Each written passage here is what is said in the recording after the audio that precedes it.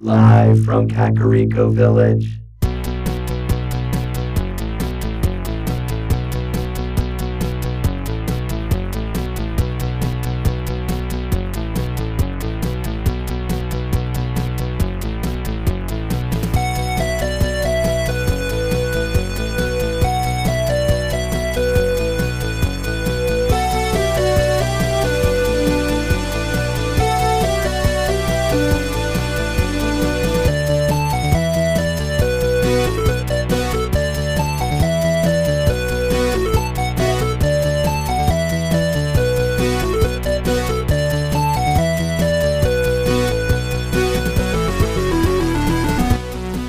Broadcast throughout the Retroverse, transmitted to the real world via a maze of wires connecting a Super Nintendo to a Wii, to a Wi-Fi network, and finally to the internet. The Techno Funk Boy presents the Retro Zoo Super Show.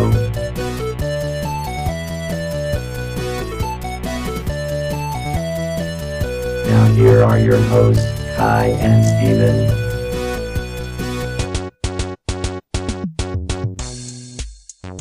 Ladies and gentlemen, boys and girls, thank you so much for joining me. This is the Retro Zoo Super Show.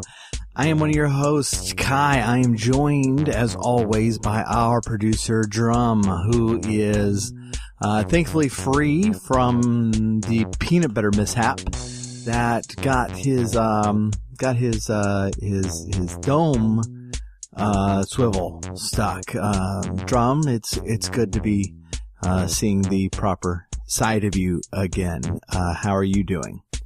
I am functioning normally. That's really good to hear, because that was not true for a while there. Today is a very special. It's going to be a very special episode. We are, as of the broadcast of this show, right in the middle of Awesome Games Done Quick 2018.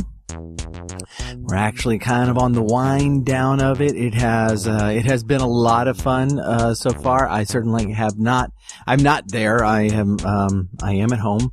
Was not able to join them live, but I've been watching Twitch pretty closely, trying to keep up with the action as time permits and as other obligations do not get in the way.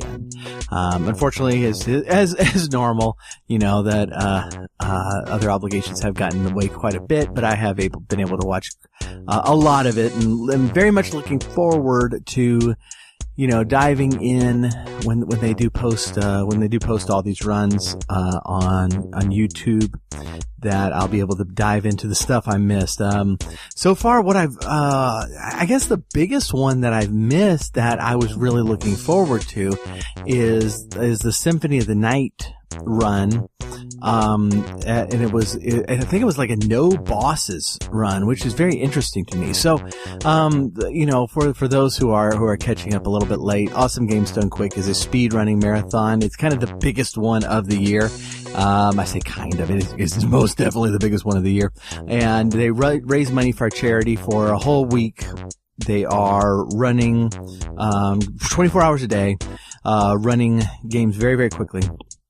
And showing off how well they play these games, and it is a absolute ton of fun. So we are, even though I've missed quite a bit of it, we do have an update on everything that's been going on, and so we will be bringing you that.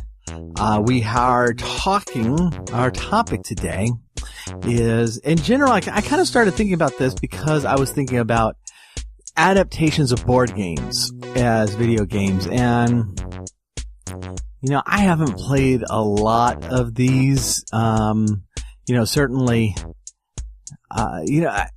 Certainly some board games in board games themselves have become kind of like video games. I'm thinking about like the electronic versions of Battleship, for instance, that has become half board game, half video game.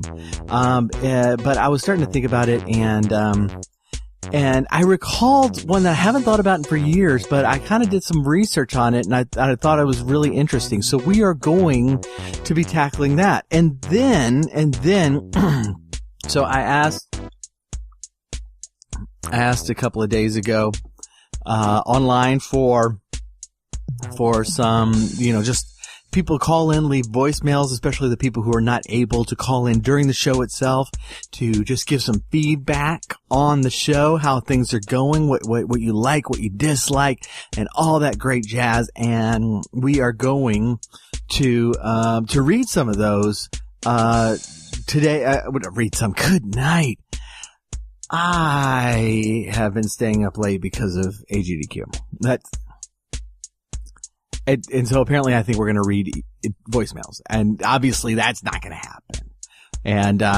And so we are going to listen to some voicemails instead of reading them. And hopefully, over the weekend I can get a little bit more rest, because obviously this is something that I am very much needing. But we are going to listen. We're going to listen to those voicemails. These are not. I've not previewed them. Drum has sorted some out. There were a couple of telemarketers wanting to sell me Windows and extended warranty on my vehicle, which I don't have one, and such like that. And so he sorted those out, and has just picked out the ones that really pertain to us.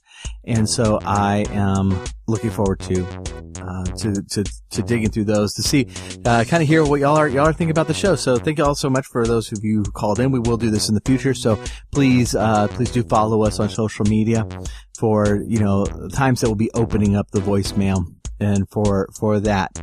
Now we do have our reporter in the field, at AGDQ, Rangel Robertson. Rangel, thank you so much. I checked with you earlier. You did get to the proper event. Yeah, yes, sir. Yeah, I did. And you've been there. You've been there, and you've been working very hard for us to report on this very important event. That's right, Kai. I'm gonna do my best here. There's so much happening. It's hard to keep up with everything. It's very difficult, but there's actually a lot more that goes on at Awesome Games Done Quick than you see on your screen and on Twitch. And so that's kind of the thing that I really wanted to get a feel for. I wanted to be amongst these great speedrunners as they prepare for their events and all that. Well, that's great. Okay, so first of all, tell us a little bit about the event and what's going on over there. Yeah. So what? All right. So the event is of course Awesome Games Done Quick. As we said, this is a speed running marathon, and speed running is when you just try to get through a video game as quickly as possible. And so these guys, they run these games 24 hours a day for 7 days. I've been here since they started on Sunday. I've been around for every minute of it. I've been in the streaming room. I've been in the practice room. And wait. Okay, it's a 24-hour-a-day marathon, Rangel. Yeah, that's right. Did you just say that you've witnessed every minute of it? That's right. Rangel, have you slept? Not so much. But I take that every minute thing back. I did fall asleep for about 5 minutes during one of the runs. I won't say which. It wasn't as good as I'd hoped, and I should have probably just gone to the practice room at that point to talk to some people, because I was expecting it was my fault. I was expecting something different. Rangel, you haven't slept in days? No, I've pretty much been I've pretty much been running on just a very, very strict diet of monster drinks and ho-hos. And, Kai, I know I've disappointed you in the past with some of the mistakes I made, and I wanted to be here for the whole thing to give you just the best report that I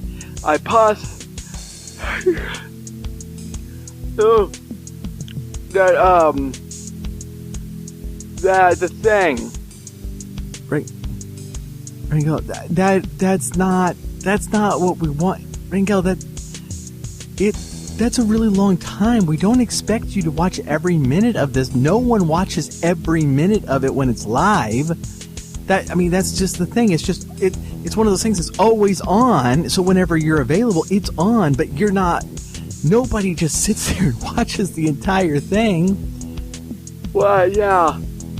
And that's probably wise. That's,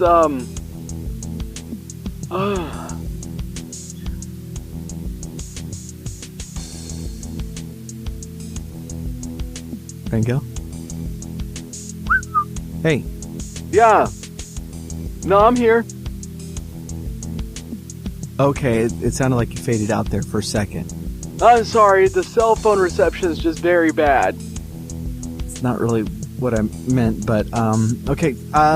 So while we have you, I appreciate your enthusiasm. I'm glad you have been so diligent about this. But so let's chat about what's going on.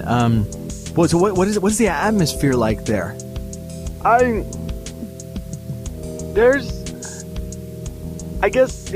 Good. Yeah.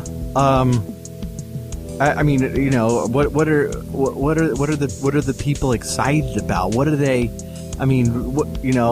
Has there been some runs that have just really pumped some people up? The Super Metroid one is always a fan favorite. Ringo, they didn't run Super Metroid this year. That's not on the schedule. Well, maybe I was thinking about Summer Games done quick. It's sounding like the lack of sleep is really kind of affecting you. Do you want to report on this next week? No, I'm here. I'm ready. I'm in the middle of everything.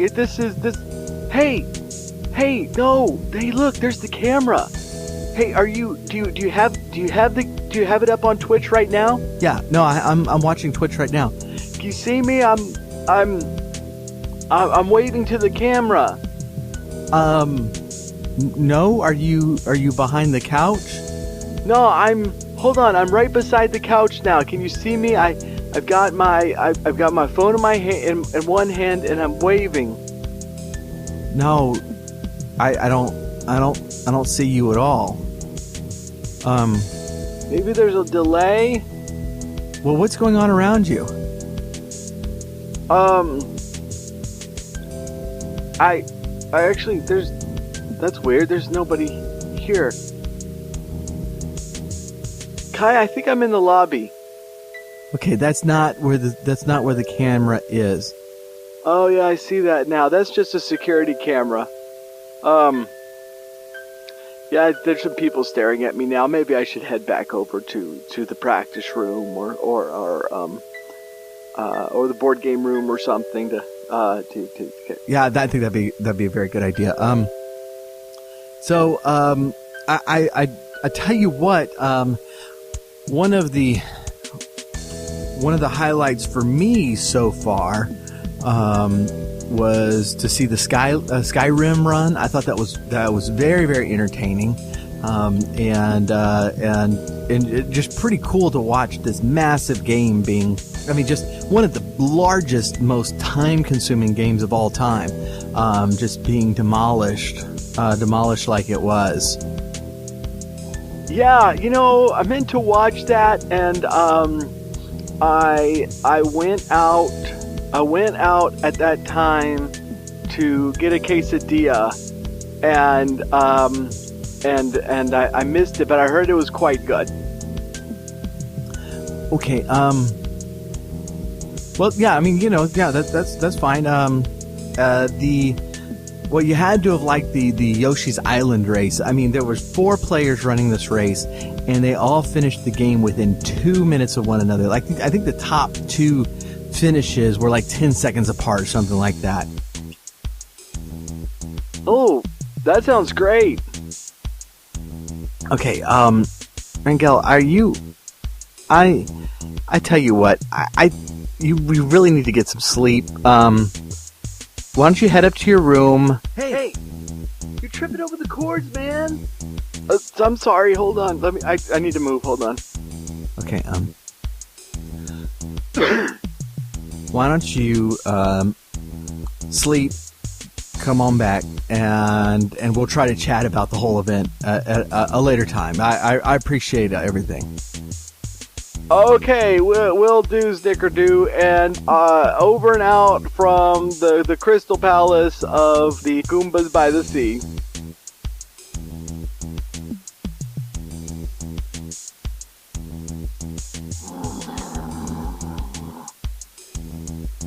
Rango.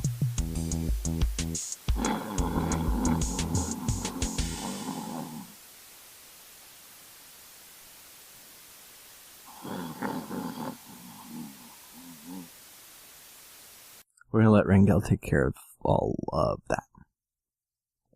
I was thinking today, and the reason I was thinking about this was I was listening in my travels when I was not able to bring up Twitch. I was listening to a podcast that was talking about a certain board game, and I can't even remember which one it was. It was not one I've played before, and they did not describe it very much. He's just mentioning it, and it was one of those things that kind of set off a series, a trail of thoughts, if you will, that got me thinking about board games in video games.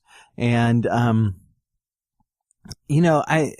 don't think this is anything that's been that we've had any shortage of. I can remember playing at least a few different versions of Monopoly on some sort of system, whether it's computer or whatever. And in fact, I mean, the kind of the most famous early examples of transporting a board game into the video game setting is battle chess. And this is one of the things I actually really like the idea of, is to take the game and you're not changing the game. You're not changing the rules. You're not, really expanding upon it or anything, but you are using the capabilities of the console or of the computer or whatever it is to kind of expand, what the game can do. Obviously, most notably with graphics and with animation. When you have a board game, everything is static. Everything is created in a certain way, and it doesn't change. It doesn't animate. You move your pieces, but your pieces are notably solid. And that, I don't see that. I don't see that as a shortcoming, because board games are just a different medium altogether. And that's what we want from the board games, We're not looking for animation in the board games. We're not looking for the sort of things that video games do. But when you transport the board game into the video game universe, the temptation is obviously that you want to add something. And hopefully that thing that you're adding is not changing the foundation of the game itself, but it's adding the things that video games can do to the board game itself. And so Battle Chess is the first thing that I came across. And if you haven't seen this, this was hugely popular in the 80s, is that it's chess, but the pieces animate and would actually fight when they encountered one another. Now, those fights are scripted. You're not actually pressing the button to fight or anything. If I move my knight into your queen, my knight is going to win. There's no chance of your queen winning. Okay? But it's animated in such a way that it takes advantage of the things that the computer can do, and adds it into the game of chess itself. And of course, this is, I would say, directly inspired by the original Star Wars, where the game they were playing was not actually chess, but it definitely put us in mind of chess, and it made us, kind of think about board games in a little bit of a different way, of that they could, be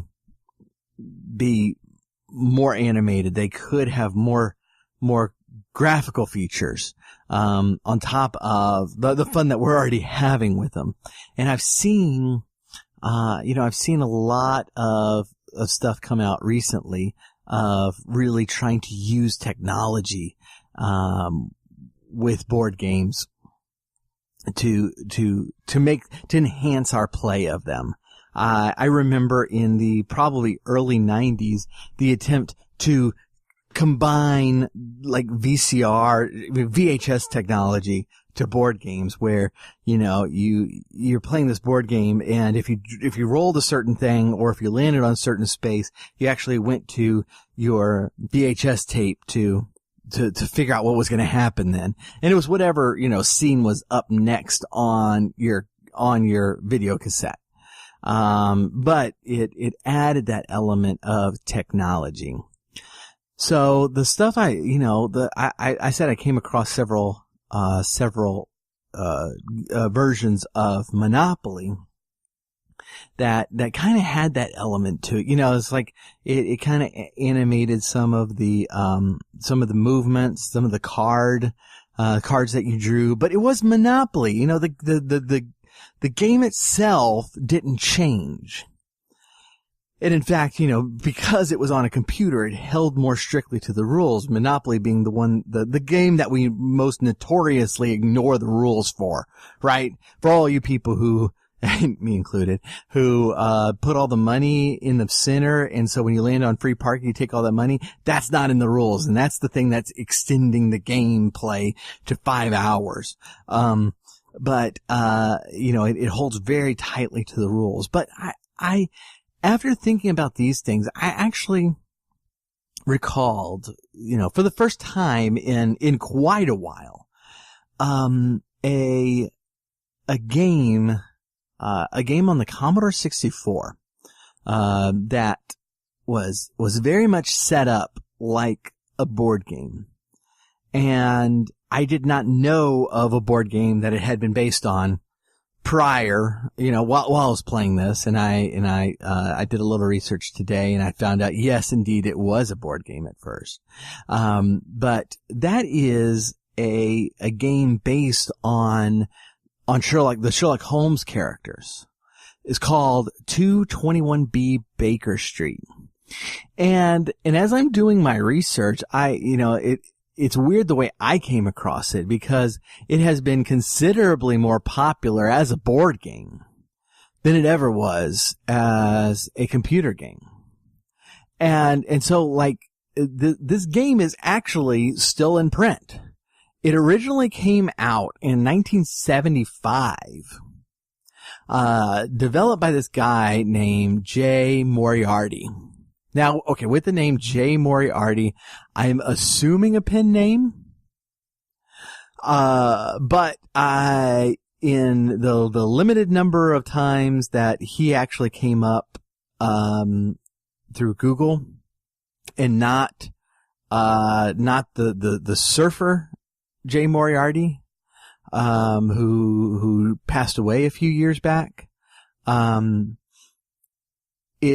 he's referred to they show pictures of him and even pictures recently, and always list him as Jay Moriarty. So I was unable to discover whether this was a pen name or not.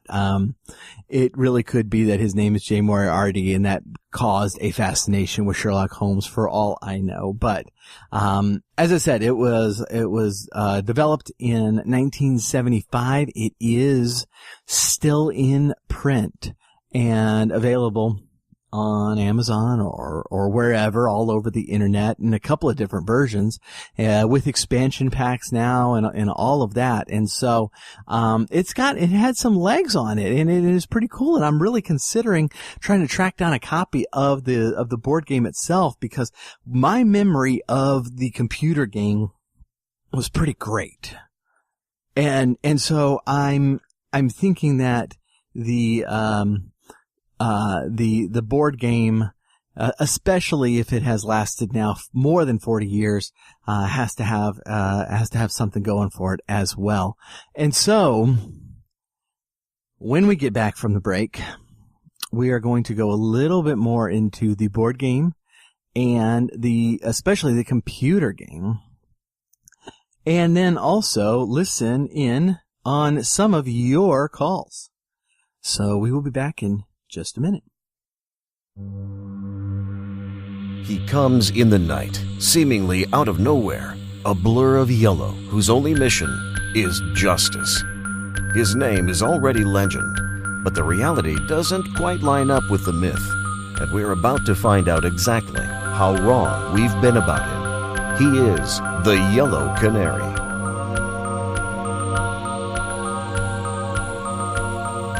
The Yellow Canary is a comedic thriller by Paul Lytle about a would-be superhero who may just be crazy enough to make a difference. The Yellow Canary by Paul Lytle, available from Amazon in print and on Kindle. Check for the link in the show notes.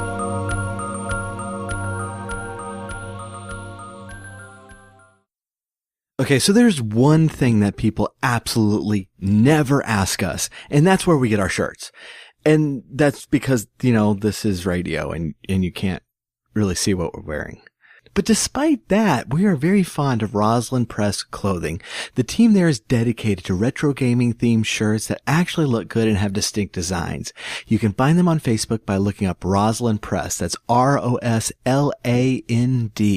Look for the Dragon Quest map in the shape of the state of Texas. Back. All right, welcome back.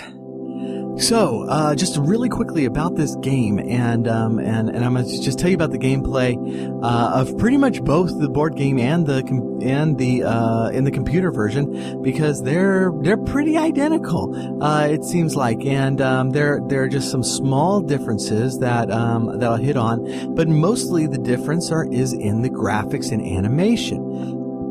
And the animation is a little bit limited in the game. It's really pretty much just the movements of your characters. But it does add a lot of graphical elements that are very cool, and it works very hard to kind of create a very interesting board for you to play on. But first of all, so what this is you are, each player is taking on the role of Sherlock Holmes, and you have this mystery. And you go around the board and you go into certain buildings, and in these buildings you're going to find clues. Now, the board itself is the same every time, but there's a lot of different mysteries that you can put into the game. Okay? And so depending on which story you're playing, the blacksmith might tell you one thing. I'm not actually sure there's a blacksmith in this game, but there's a locksmith in it. I remember the locksmith. And so you kind of collect these clues along the way. There's a couple of things you can do to really kind of mess up people. You get a badge from Scotland Yard, and you can use that to lock up a building. And to unlock the building, you got to get a key from the locksmith, which is why I remember the locksmith so clearly. And you can do this, you can use this in a couple of cool different ways. there are some places that just do not have a clue, but if you want to mislead people, you just walked in, they don't have a clue, use your badge, lock that thing up, and then everybody's like, oh, what kind of clue did he find in there? But after you've gathered so many clues, you go back to 221B Baker Street, which is, of course, the famous home of Sherlock Holmes, and you kind of declare the solution to the mystery. And so in this way, and then you pull out the solution and look at it and see if you were right. So in that way, it's very much like Clue, where you are gathering the clues from the different areas. In Clue, it's the rooms of this mansion, right? And so you're gathering the clues. You're trying to narrow things down, and then you go and you announce who you think did it and where and why. So it's very much like this, but the difference is, and I think it's a substantial difference, is that there's a story. And the story is different every time. And so that's what the expansion packs are different mysteries. And I think now there's like a total of 200 or something that you can get. And so every time you play, it's not just that you're hunting down who done it. It's that you're actually learning about this new story and a new mystery. So, that's the definite advantage of it. The disadvantage is there's a tremendous amount of reading and note-taking. I say disadvantage. Now that I say that, I don't really consider that a disadvantage at all. I think actually one of the things I really liked about it back in the day, and what's really attractive to me now, is it's one of those things. It's not like Clue, where you have the list of people, and you have the list of rooms, and you have the list of murder weapons, and you're crossing them off as you learn that's not it, or a little question mark. Now you actually need to be either just remembering the story or actually writing down the clues that you're getting as you go to figure it out. And it's the same way in the video game. And this is one of, I think one of the reasons that this kind of worked in the Commodore 64 Apple II era, but probably wouldn't work as well today, is that, when we played this game, we were sitting around the computer with notepads. And, whoever had the turn was, just jotting down notes constantly. And really trying to narrow things down and figure them out. I think the last time I really did that was playing through the Myst games, where, if you never played Myst or didn't get it new, it came with kind of a nice, journal that you were supposed to draw maps in, and you needed to in order to really dig into the game really well. And so this is the kind of thing that was certainly much more common then than it would be now. Of course, Myst would be just kind of have an auto mapper for a lot of it.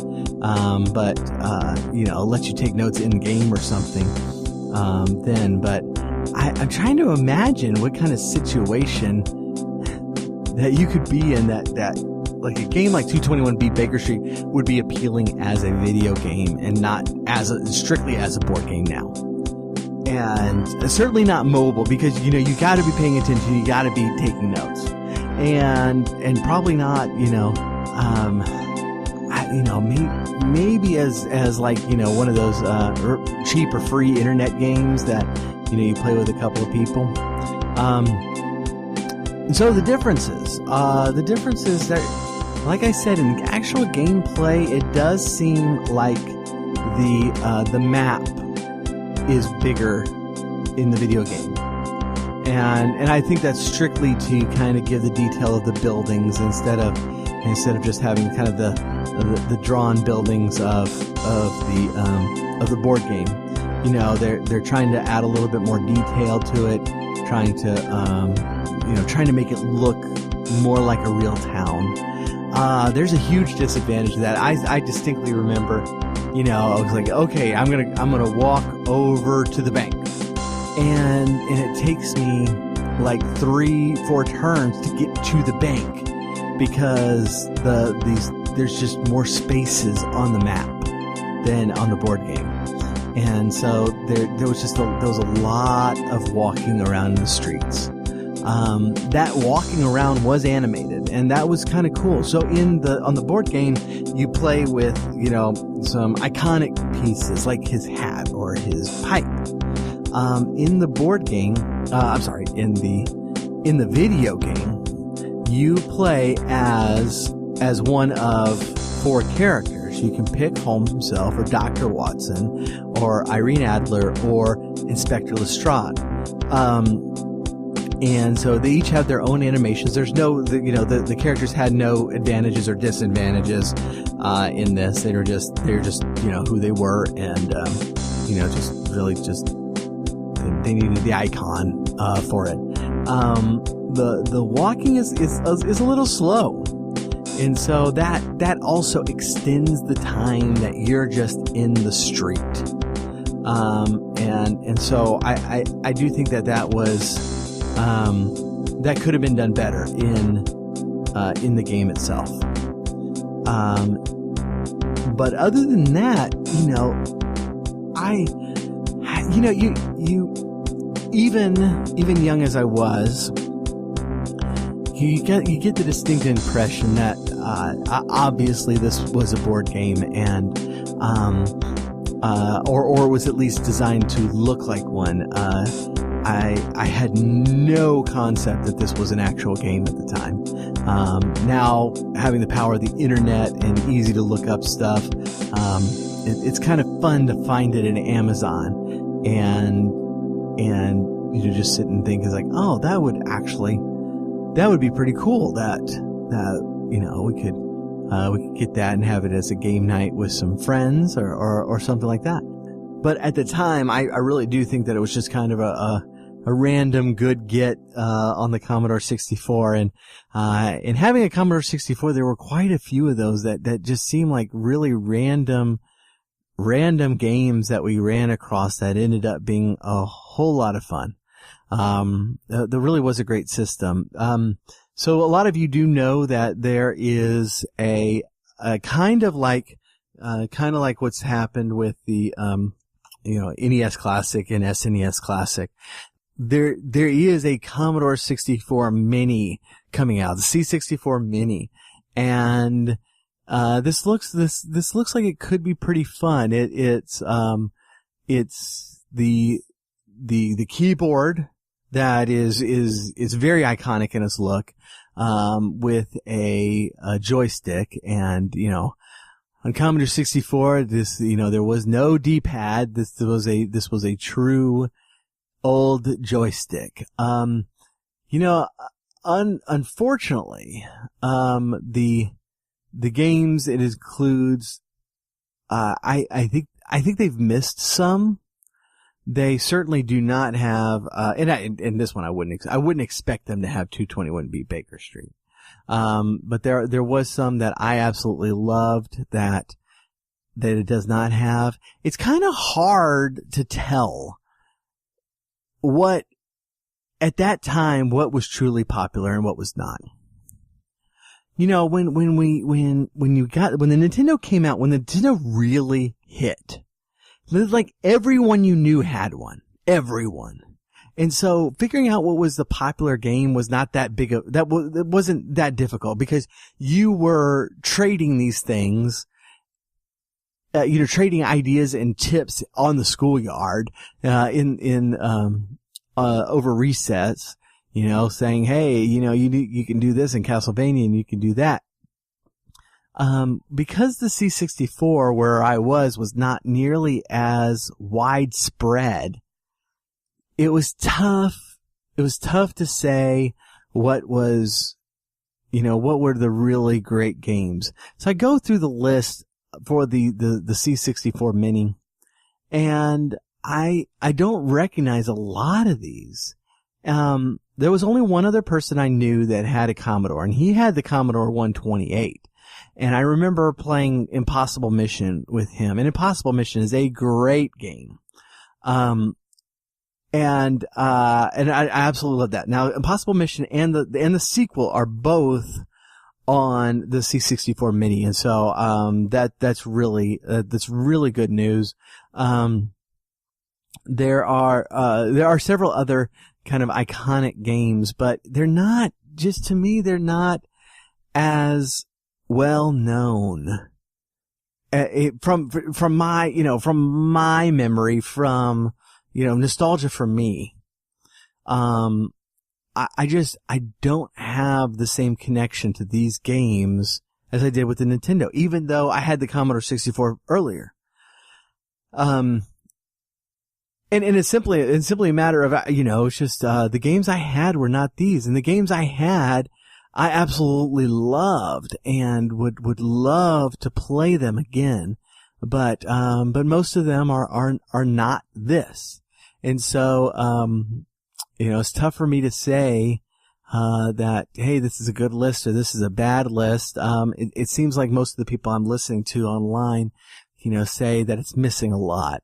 And so I would, but the stuff they say is missing, it's like stuff I don't know either. So I really do think that at some point I need to sit down with some old C64 games and really dig into the ones that people consider to be the best games on the system, because it seems like I missed quite a few of them.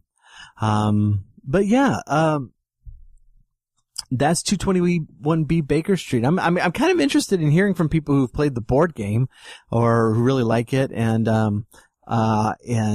want to discuss it a little bit more. Tell me what they think.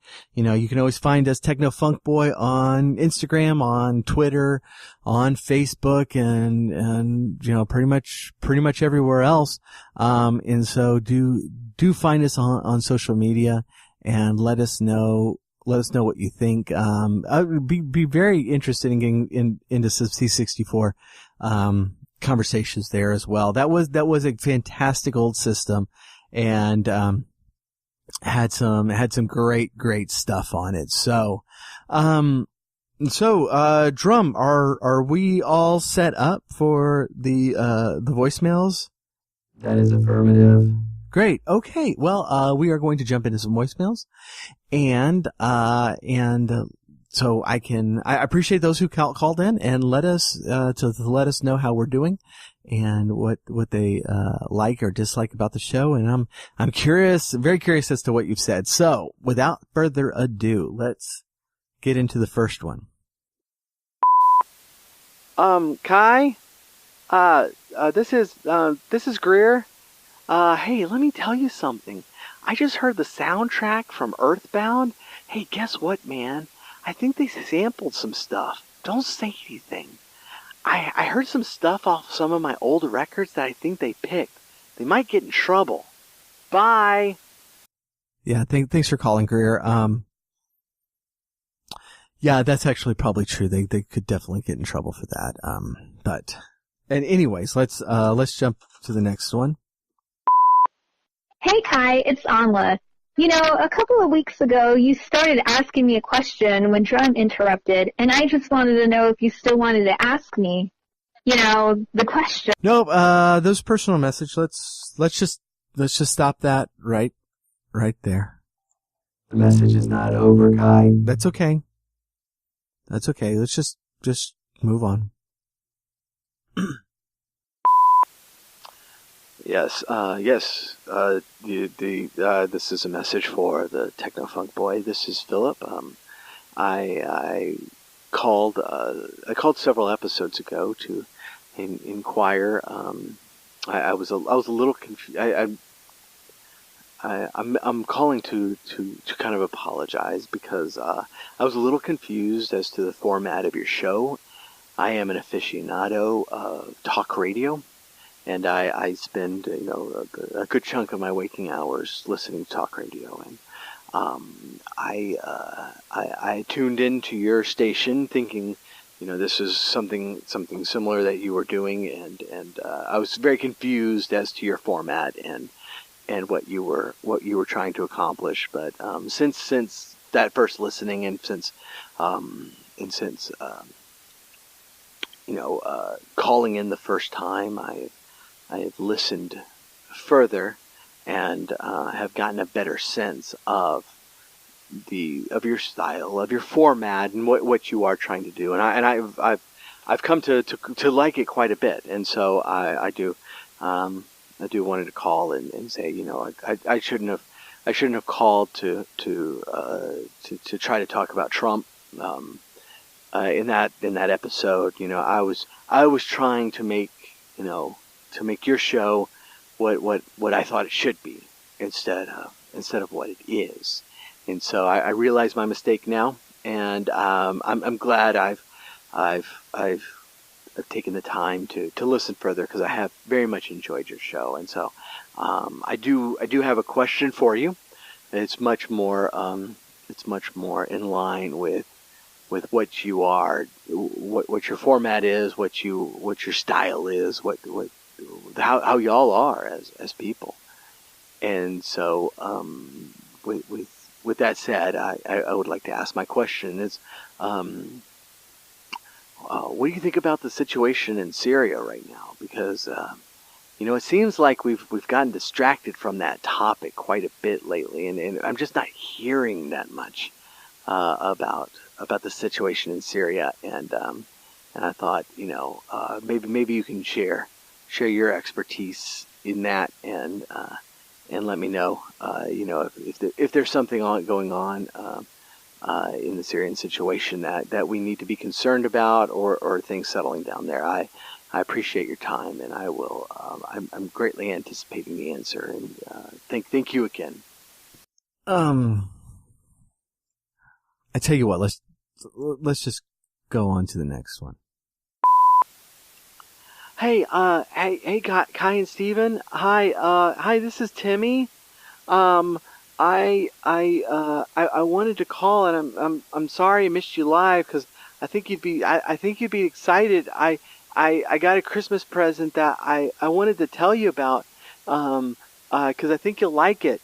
I got one of those SNES classic console thingies. And this is really cool. I'm really looking forward, because a lot of these games I've never played before, and they have that game on there that never was released on the SNES, and it's the Star Ox 2.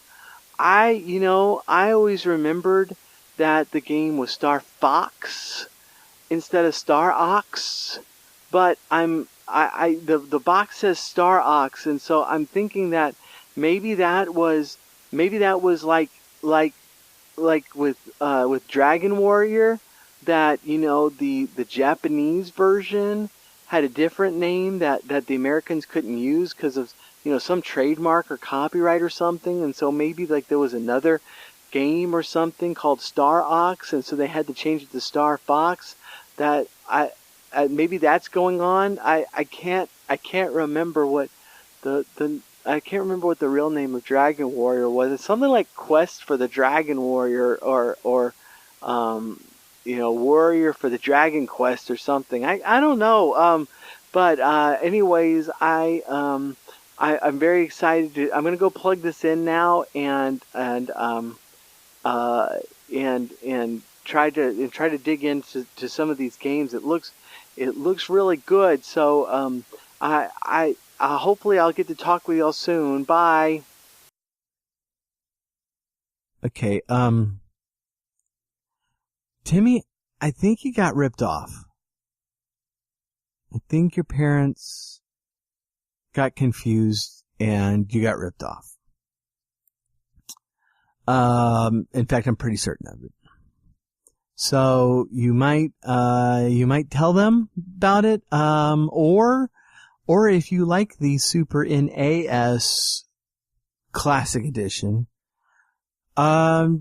just keep it and don't tell them a thing. And let me know how Star Ox 2 is. That sounds interesting. But in any case, thanks for the call. All right, John, let's hit the next one. That is all the messages we had. Oh. Okay. So no reactions to how we're doing on the show so far? Negative. Well, shoot. I guess that will do it for today. And thank you for joining us, as always. I really appreciate it. Do go find the show notes page at technofunkboy.com/19. That's the number 19. And we will have links there. We'll have pictures of the 221B Baker Street game there, as well as links if you're interested to get the board game version, as well as also links to all of our social media accounts, notes on the show itself, notes on all of our callers, and all the ways that they enrich our lives, and I'm hoping they enrich your life as well. So thank you again for joining us. technofunkboy.com/19, and we will catch you next week.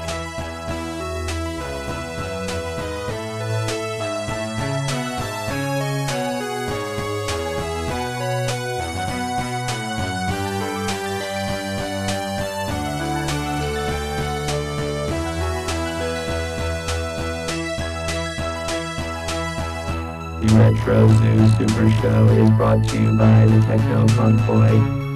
Follow us on Twitter at Techno Funk Boy, on Facebook at the Techno Funk Boy, and sign up for our email list at technofunkboy.com. Also look for us on Spotify, iTunes, and Amazon for music. If you are so inclined, please leave us a 5-star rating and review on your favorite podcast catcher. If you are not so inclined, you are obviously some sort of villain trying to conquer the world. Unowned music and gameplay clips are used for educational and critical purposes. Thank you for listening. Keep gaming. And once you have responsibilities that need to be done at this time, then you can game later.